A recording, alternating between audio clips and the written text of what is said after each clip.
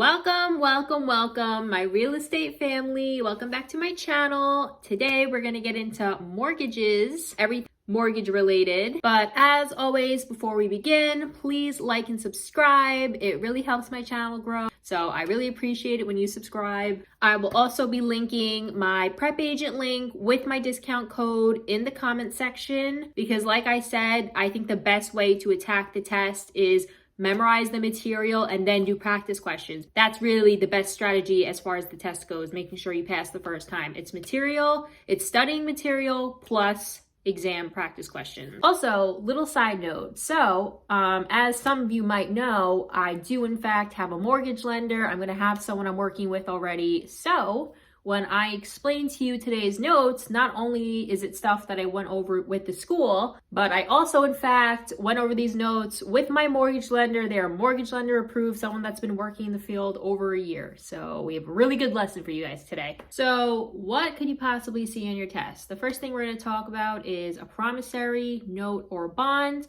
And all that is a promise that you are going to repay the lender. You are going to pay your mortgage. It's a promise that you're going to pay your mortgage back. It's something that I think maybe half of you, maybe would come up on the test for like half of you, but it's a promise to repay your loan. So that's what a promissory note or bond is. Okay, so next thing, super important. This will literally trip you up if you don't understand what this means. Okay, so the borrower is called the mortgagor and the lender is called the mortgagee. So most of the time for like most other words, that's like flipped around. But in this case, mortgager, borrower, lender, mortgagee. And a way I remember this is mortgagee has two E's in it and lender has two E's in it. So you can't mess it up. Just remember that. Okay, so next thing is a down payment. You should know what a down payment is. The down payment is the initial investment. It's your 20% down, it's your 3.5% down on the house. You have to save up a certain amount of money, whether it be $10,000, $20,000, $30,000 to put down on a house. It's your initial investment into the house, and that does not include your title fees, appraisal fees, and everything else that actually comes with closing costs. That's just your initial investment in the house. That's your down payment. Okay, so next thing is you need to know the difference between a mortgage banker and a mortgage. So what you need to know is a mortgage banker is licensed with New York State banking, okay? They're the ones who originate loans. They have their own money. They can originate their own loans. So they are licensed with New York State banking. And then on the other hand, we have a mortgage broker. So a mortgage broker does not have their own money. So these people are registered with New York State banking department. They're not licensed, they're registered. So what a mortgage broker does is they bring the lender and the borrower together. They're gonna find someone who needs a mortgage and they're going to sell their mortgage on the secondary market. That is the Fannie Mae and Ginnie Mae, okay? They buy mortgages from brokers. That's what they do. So that is the secondary market. So to wrap that up, mortgage brokers are registered with New York State. They bring borrowers and lenders together. If you see anything on your test about Fannie Mae or Ginnie Mae, they buy loans from lenders. Next, what is the difference between a conventional loan and a non-conventional loan? So basically, a conventional loan is the lending institution. They can kind of set their own rules to an extent. I mean, they're still going to be governed by New York State banking. So the lenders with a conventional loan have a little bit more flexibility to help you get the mortgage. But again, they don't have complete flexibility. They're still regulated by New York State banking department. And with a conventional loan, you're going to have private mortgage insurance. So what's a non-conventional loan? A non-conventional loan is an FHA loan, a Federal Housing Administration loan. It is a government insured loan. That is super, super important to remember. FHA is government insured loan. So basically the government ensures that it gives the lender some protection. It ensures that the lender is not going to completely screw themselves in case these people can't pay them back. FHA loans operate under HUD, which is Housing and Urban Development. So basically FHA loan is for people like lower income, people who struggle, people who want to buy a house, but they don't have a ton of money. This is where FHA loans come in for them. And an FHA loan is government regulated, so it does provide some protection to the lender. And FHA loans are going to have mortgage insurance premiums. You should remember that. Also, I just want to talk about quick. So we have two types of mortgages. So we have something called a wraparound mortgage. So basically that is kind of like a second mortgage. It's usually the kind of mortgage that you use if you're going to refinance your house. A wraparound mortgage is basically always considered like a second mortgage to your first mortgage. And then we have a blanket mortgage. So if you're getting a mortgage on more than one piece of property, it's going to be called a blanket mortgage. Okay, so the next thing that we're going to get into is amortization. So we have an amortized loan versus a negatively amortized loan. I'm probably not saying that right, so I apologize. So, okay, as far as an amortized loan goes, so you get a 15-year loan.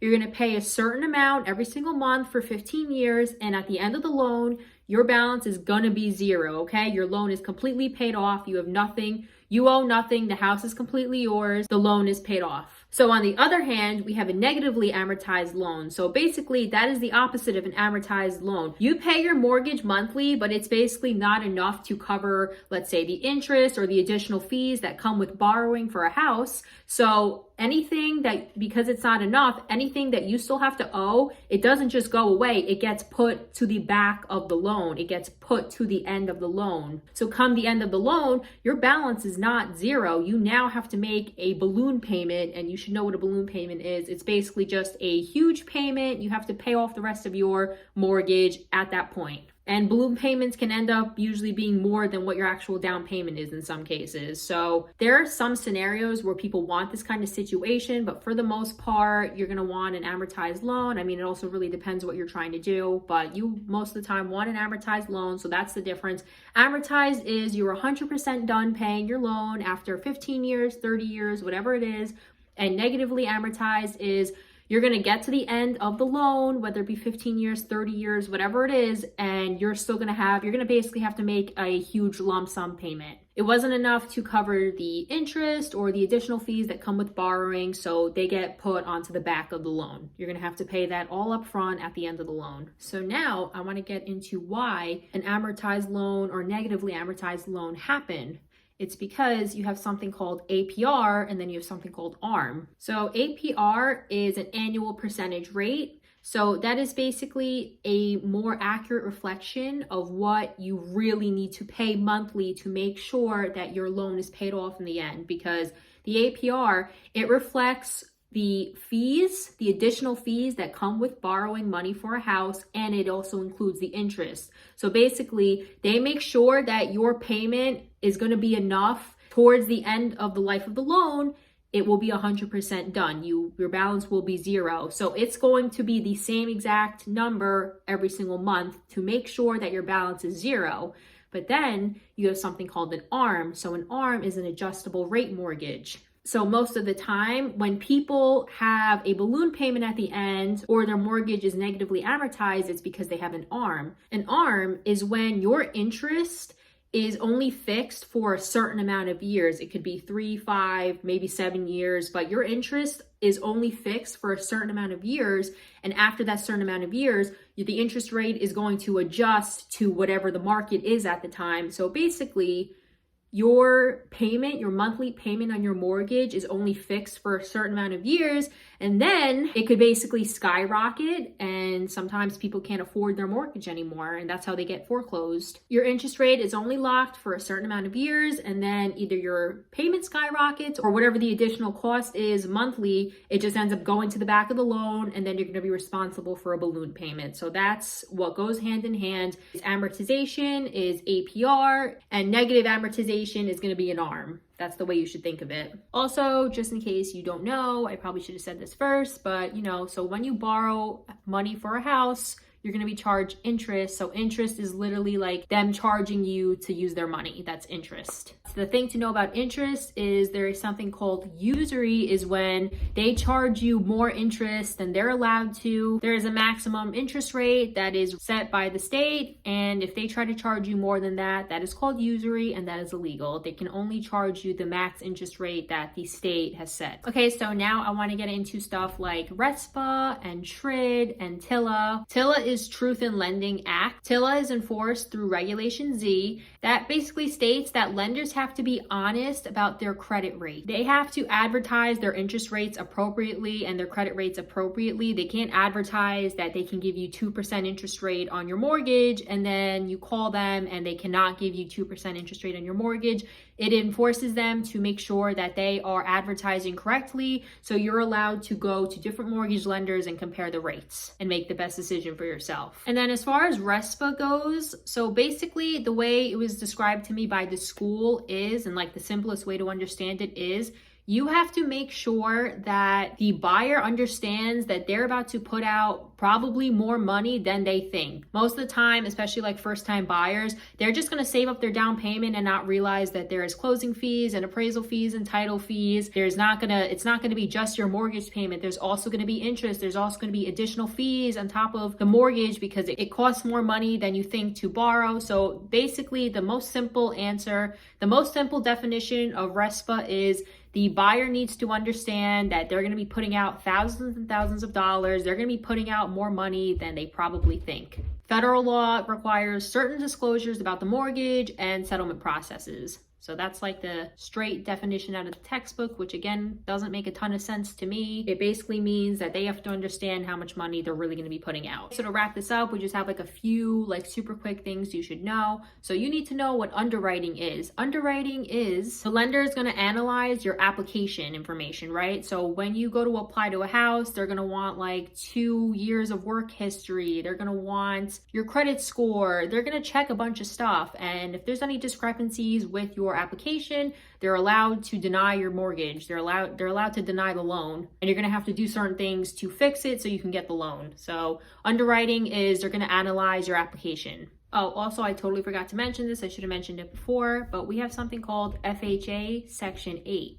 So FHA Section 8, that is actually going to be helping you with rent. So this program helps people with lower income be able to afford rent. It is a government insured rent, basically. That's like the most important part of FHA Section 8. We also have something called a VA loan. So that's a veteran's loan. So the thing about a VA loan is, unlike a regular loan, instead of putting a down payment, they can literally finance the entire thing. They can get 100% of the loan financed. They do not need to come up with some initial down payment. Then we have something called an acceleration clause. So basically, this is going to help the lender. If you were to default on some payments, this is something that could be in the contract, and this basically allows the lender to accelerate you having to actually owe the entire amount of the loan now if you're starting to default on a lot of payments.